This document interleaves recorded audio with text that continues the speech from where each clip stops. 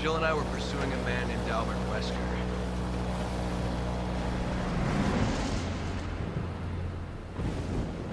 Wesker. He was a top official with Umbrella, and the leader of our STARS unit. I met him again after the Raccoon City incident on Rockford Island. Since then, we've been trying to track him down.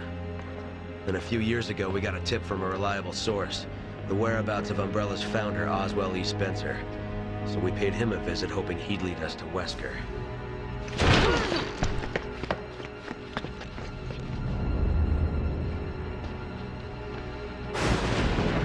Wesker!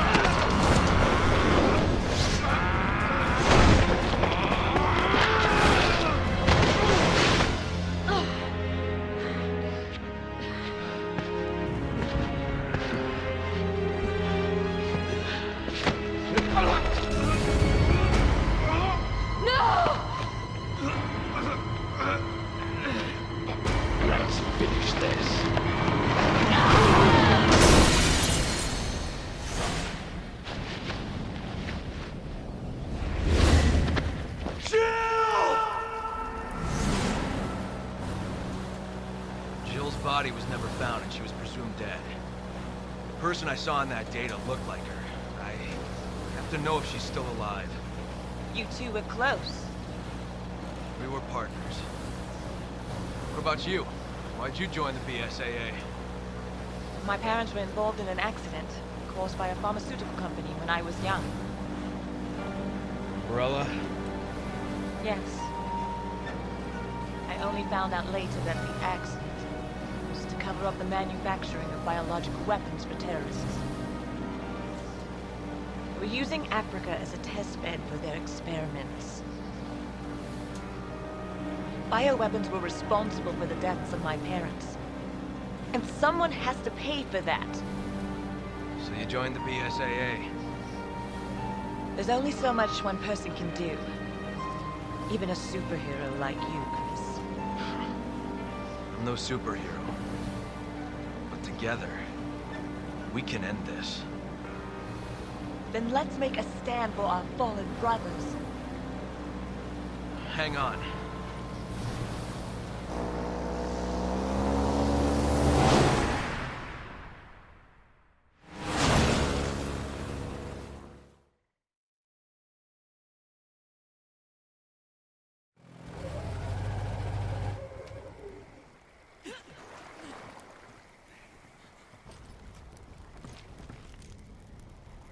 Hello everyone, and welcome back to Resident Evil 5. So our backup to our backup is dead, which, you know, is really unfortunate.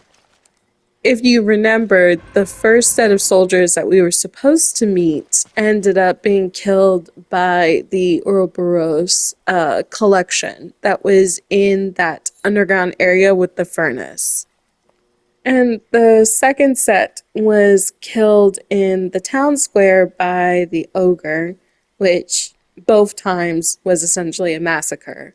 So we're pretty much on our own from now on until the end of the game, because the BSAA is not going to send anybody else in to help us out, given that the mortality rate of everyone that they've sent to help us is extremely low. But, I mean, I think we got it. Like, we've faced worse odds, I think. Well, Chris has faced worse odds, given that he survived the Raccoon City incident in the Arklay Mountains, and then he's been taking out Umbrella facilities left and right before he became a part of the BSAA. So yeah, like Chris has got it. But as we saw in the cutscene in the last video, Sheva is extremely hesitant because all she's seeing is people that she's known from training and around the facility, people that she's probably have hung out with, knows their families, just dying left and right. And this is unusual for her because this is an unusual circumstance.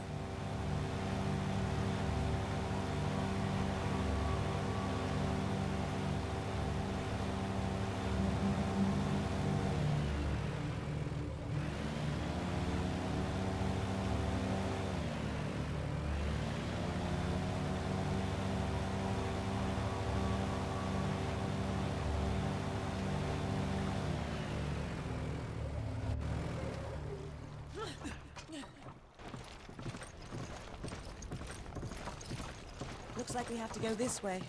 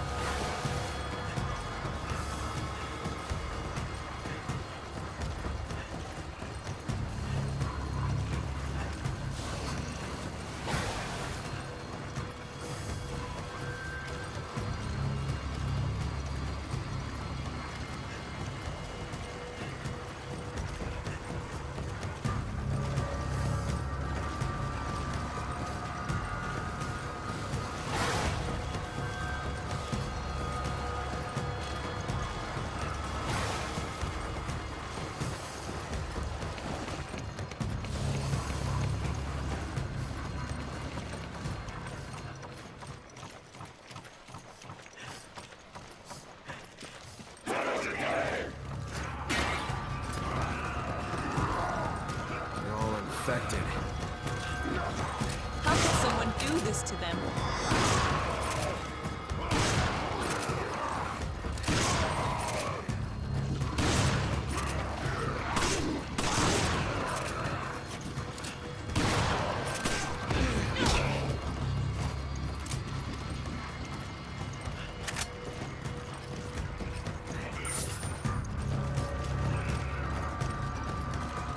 You grab it.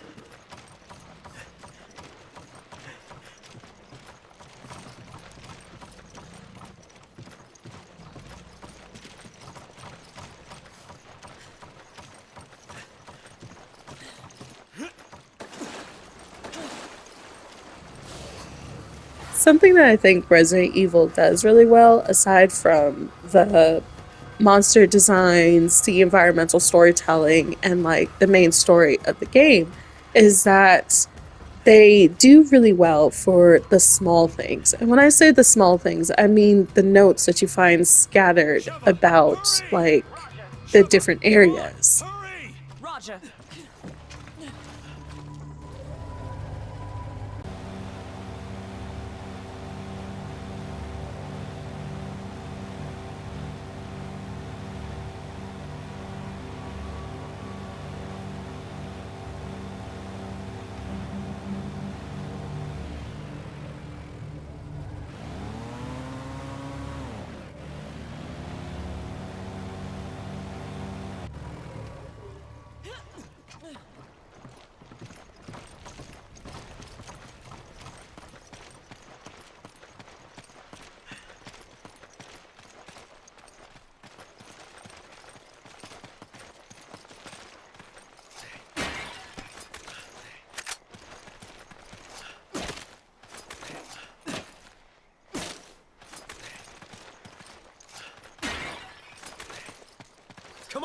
Okay.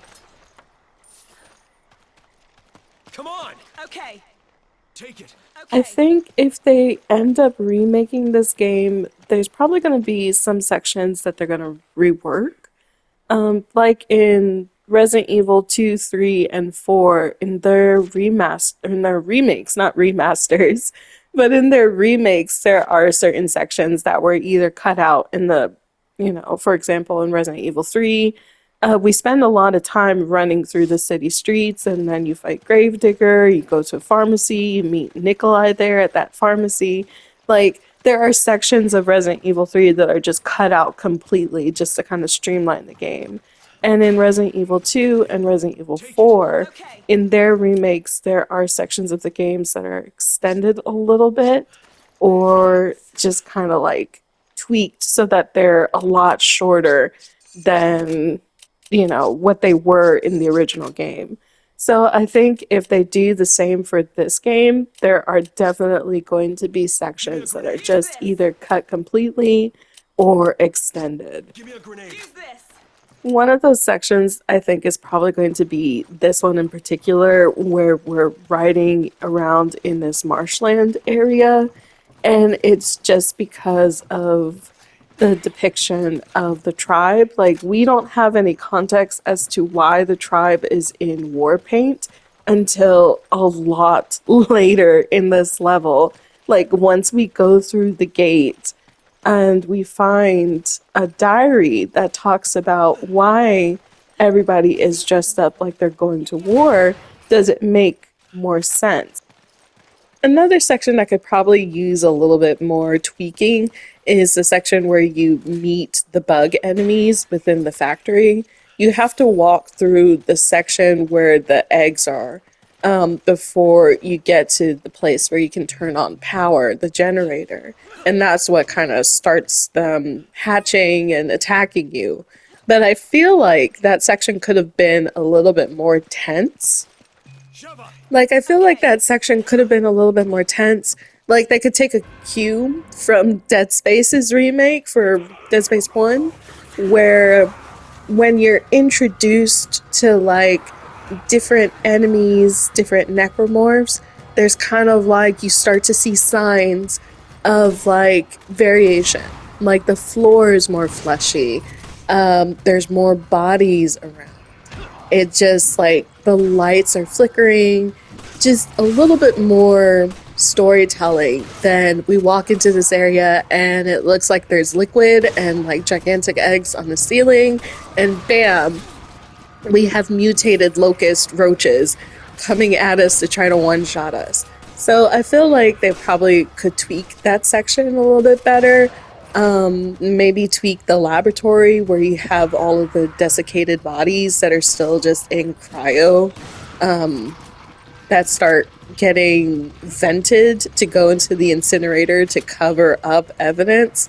So those are just my thoughts. Like, there are a lot of sections of this game that probably could have been done a lot better, or maybe just been taken out completely.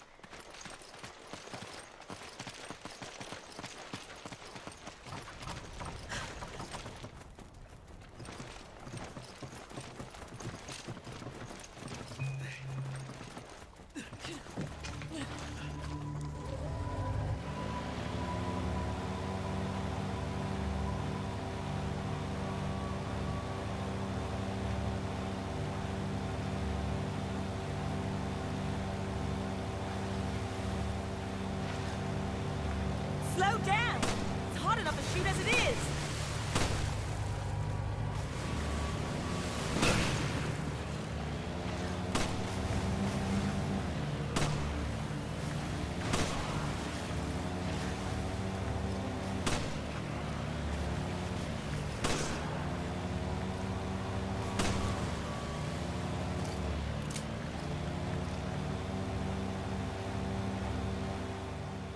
I think we just need one more crest and then we can enter into the area that is locked and continue forward because I think that's the only way we can get to the next area.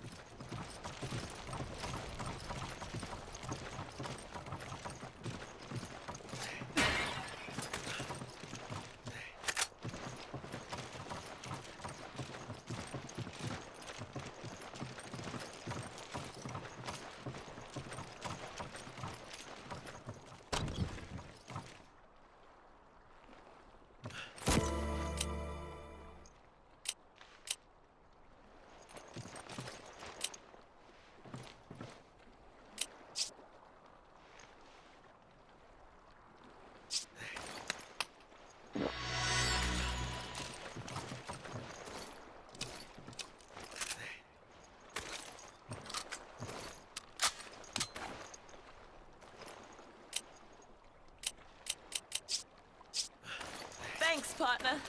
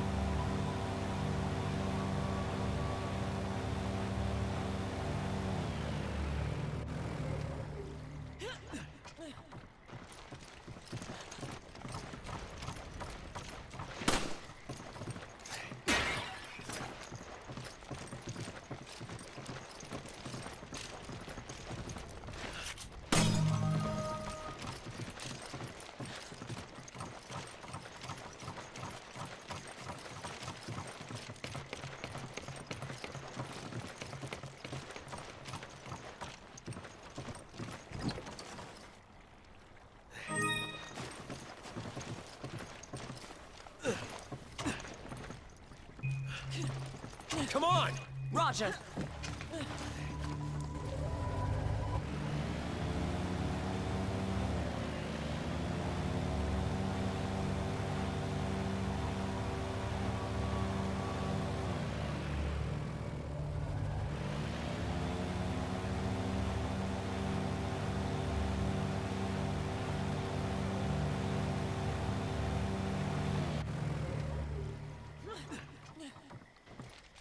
For now, let's go ahead and just put the crest pieces that we have in, and there should be a map in this area. I think I forgot to grab it the first time we explored here. That should tell us where the last medallion crest is. And then after that, we can go through this door and continue on to the next section. I know, it feels like it's a little long, and sometimes it is, but like, we are actually probably close to the midpoint of this game, which is, it's not a very long game. It's probably about 10 hours in total. So by this point, we're probably about 4.5 to 5 hours in. So we are actually near the halfway point.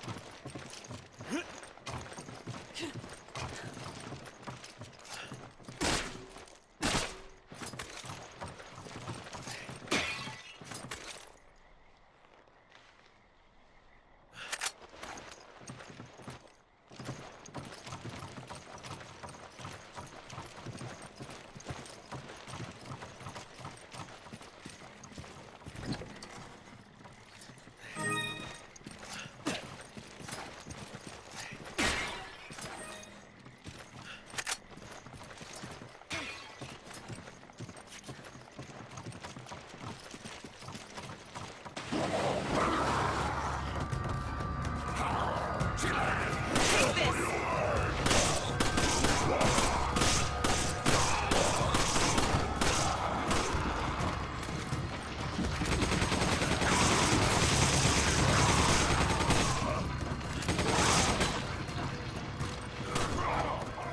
really like that sequence of them jumping out of the water to ambush you because it implies that they've been hiding just underneath the surface. And because the water is murky since we're in a marsh, we can walk over them and not even know that they're there. So I really like that aspect of this section.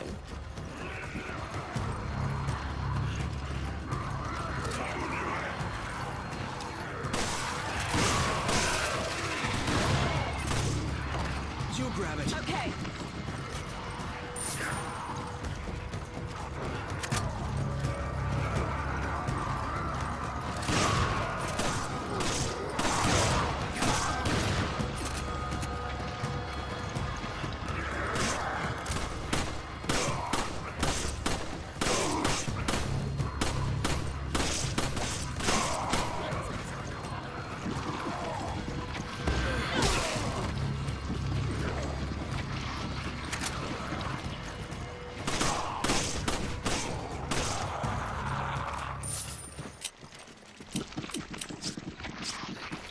Thanks.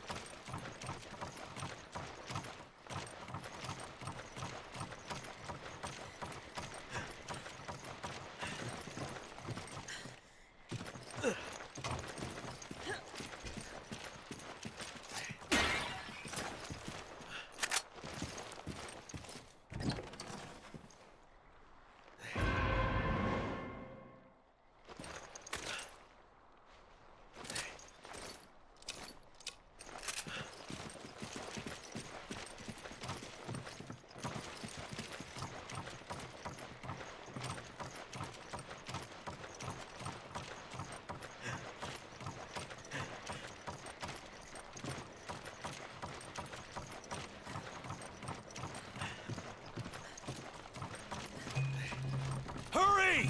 Okay.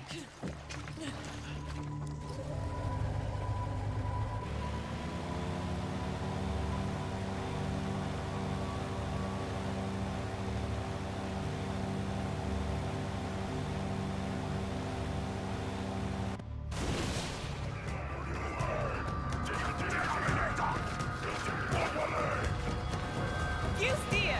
I'll shoot.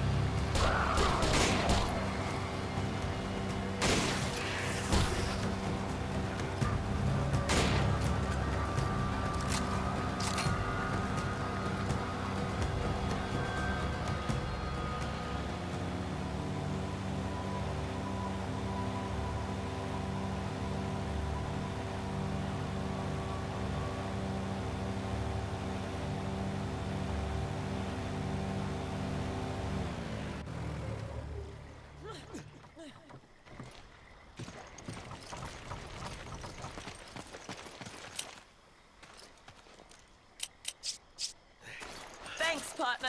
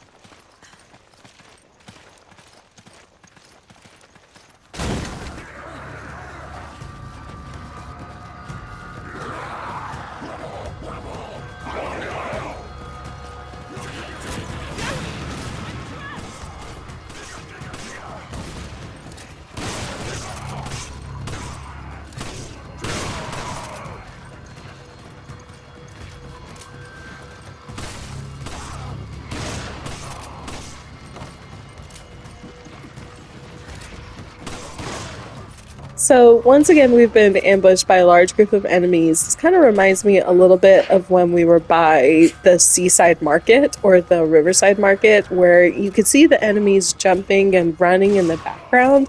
And then once we find the soldier hanging with the keys, when we hit those keys, then all the enemies like popped up. So just like with the villagers in Resident Evil 4, the Mangini have standing orders to essentially keep intruders out. Anybody who gets in here is either going to be captured to be infected or outright killed. Wesker and Excella don't want anybody stopping their plans. We, of course, don't know what their plans exactly are, but from the rate of infection from the gate all the way here, it's not good.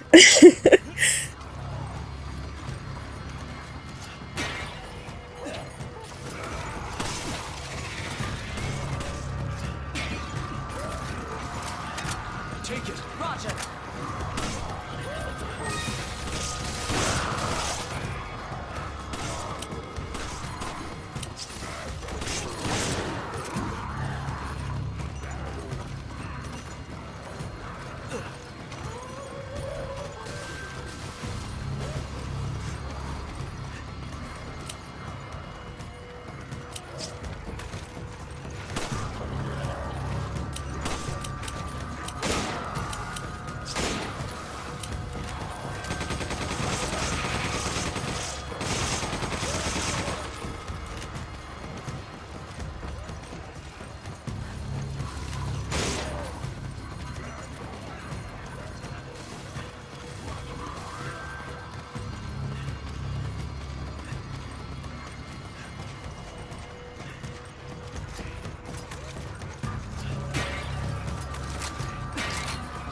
Come on, you grab it. Roger.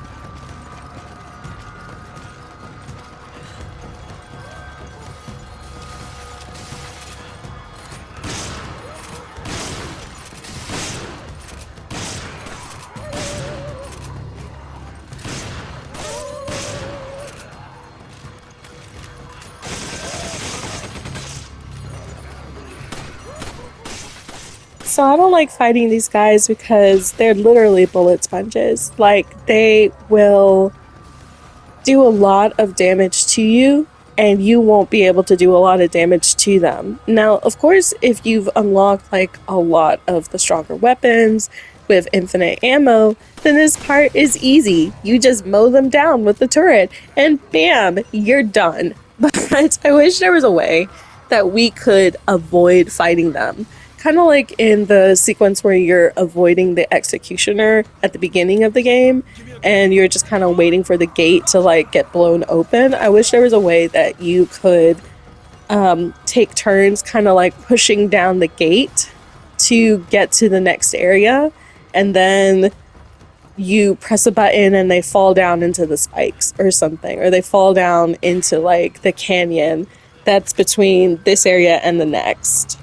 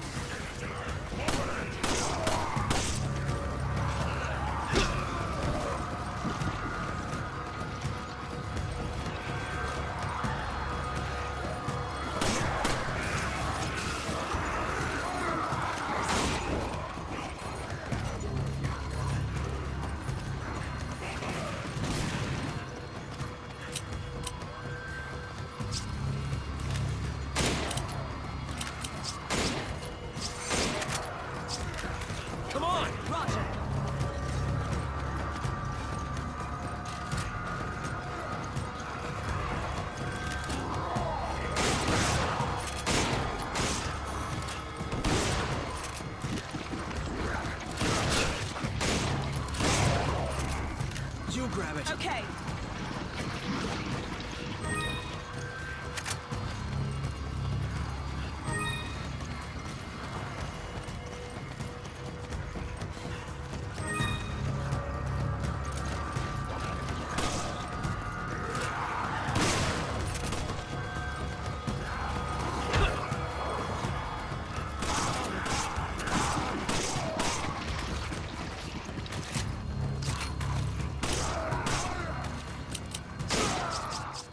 Finally. Okay, now that that's over, let's find some ammo because I don't have anything left. And Sheva is out of pretty much all of her handgun ammo. The only thing that she has is rifle ammo, and she's running low on that as well. So let's try to see if we can find some here, pick up any treasure, find any medallions. To be honest, I'm probably not going to find any of the blue medallions. I found one, and that was it. And I'm not going to focus on them right now. I just want to get to the next area and get out of here.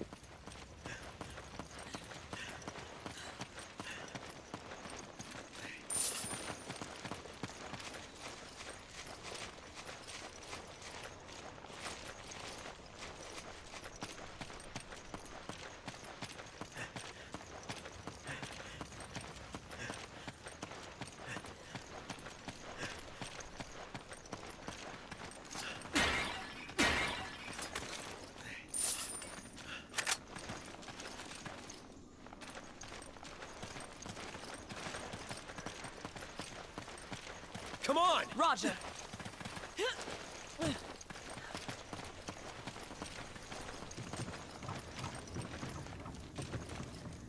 Sheva! Okay. I'll turn this crank. You head towards the bridge.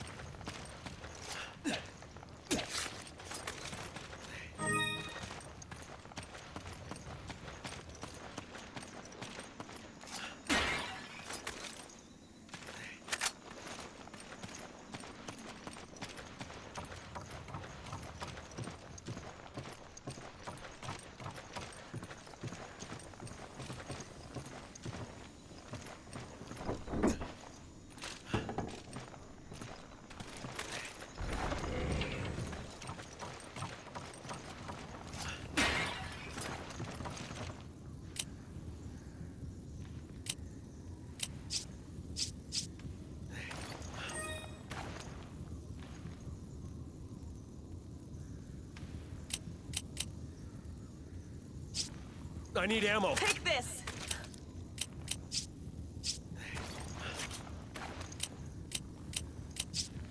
I need ammo. Use this.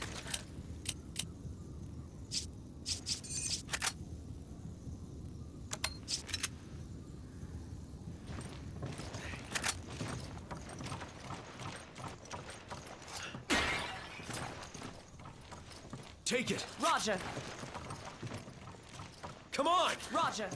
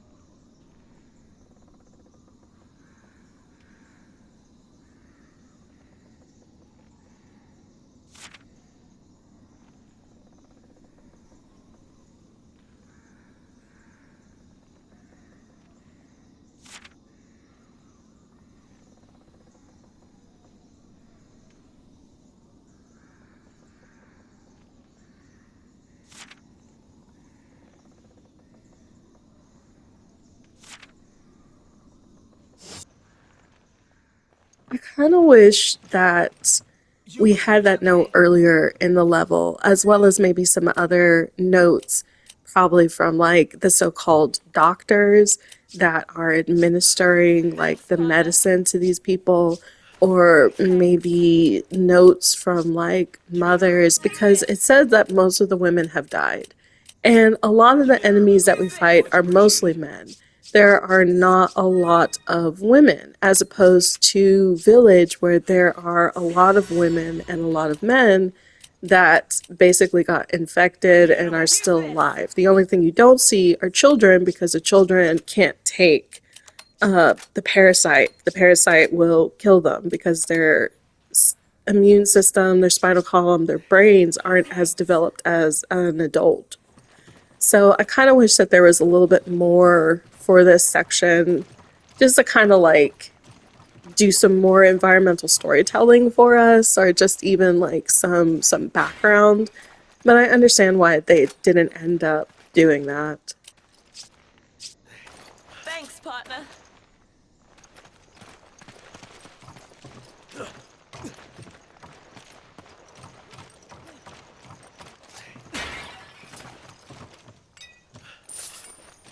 Take it. Okay.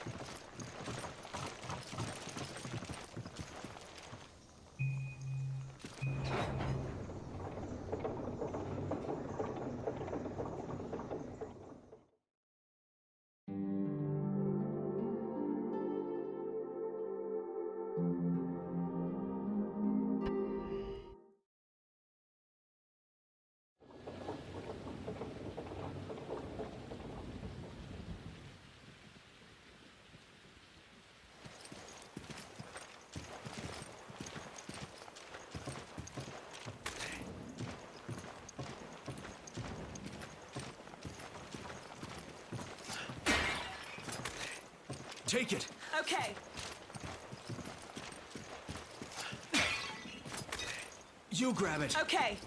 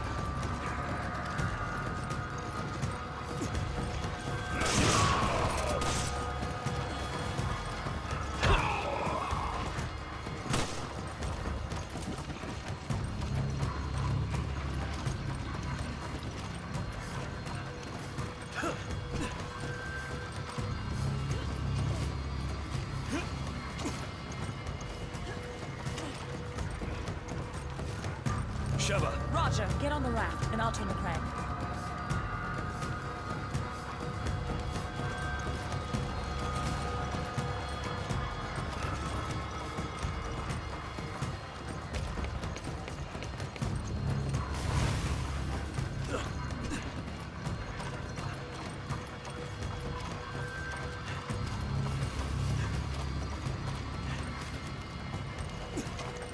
I'll handle it. Be careful on that thing.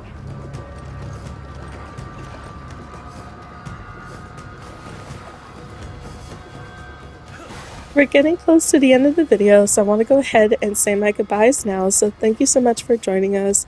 We are going to be exploring the oil refinery in the next video.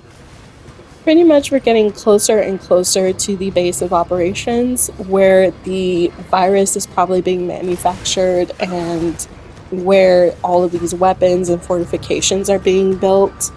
I know that I keep saying just like Resident Evil 4, but this game does follow the same kind of story beats as Resident Evil 4. Like, you start off in a village, and then you go through, like, an ancient ruin. You go through a seaside town or a riverside town. You go through, like, a foundry, a metal foundry. Like, it does have kind of, like, those same beats as 4, but there are differences. And I think it's just because this game and Resident Evil 4 were kind of like developed around the same time. Resident Evil 4, of course, came out sooner, and then Resident Evil 5 came out after. And while a lot of people say they don't like Resident Evil 5, I kind of just counter as like, well, Resident Evil 5 is just like Resident Evil 4, except instead of playing with one character, you're playing with 2.